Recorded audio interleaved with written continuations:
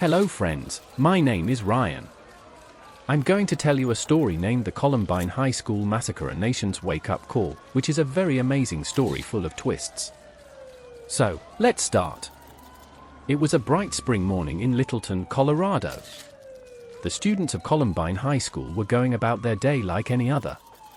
Some were laughing in the hallways, others were busy finishing last-minute homework in the library, and a few were outside enjoying the sunshine.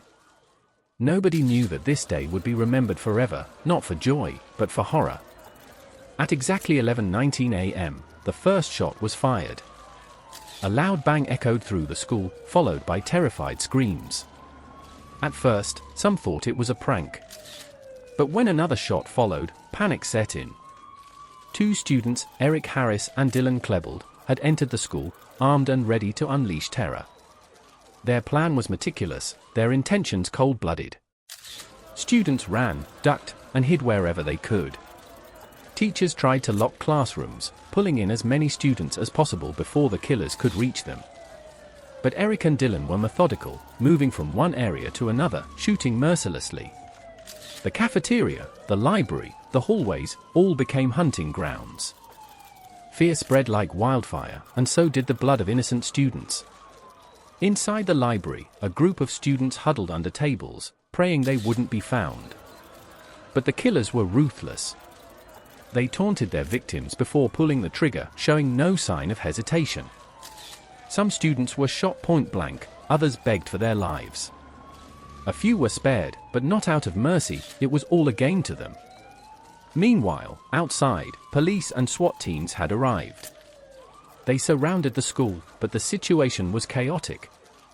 Nobody knew exactly how many shooters were inside or what their plan was. Parents rushed to the scene, desperate for news about their children. The entire country was glued to their TV screens as the nightmare unfolded in real time. For nearly an hour, the massacre continued. Then, suddenly, the gunfire stopped. Inside the library, Eric and Dylan had turned their weapons on themselves. The school fell silent, but the damage had been done. 12 students and a teacher were dead. Many others were injured, physically and emotionally scarred for life. In the aftermath, questions arose. How could this happen? Why did two teenagers carry out such an atrocity? Investigations revealed that Eric and Dylan had been planning the attack for months. Their journals detailed their hatred for the world, their thirst for violence, and their desire to leave a lasting impact. They had built bombs, practiced shooting, and even recorded chilling videos explaining their motives. Columbine was more than just a tragedy, it was a wake-up call for the nation. Schools across America changed their security policies. The debate over gun control intensified. Parents and teachers became more vigilant, looking for warning signs of troubled youth.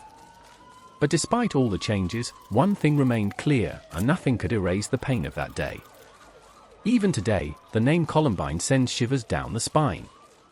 It serves as a reminder of the darkness that can lurk behind teenage faces, of the horrors that can unfold in the unlikeliest of places. It is a story of loss, but also of resilience. The survivors, the families, and the community came together to heal, proving that even in the face of unimaginable tragedy, humanity endures.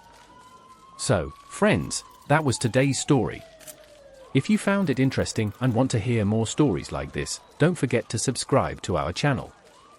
There are many more tales waiting to be told, full of suspense, mystery, and the unexpected. Until next time, stay safe and take care.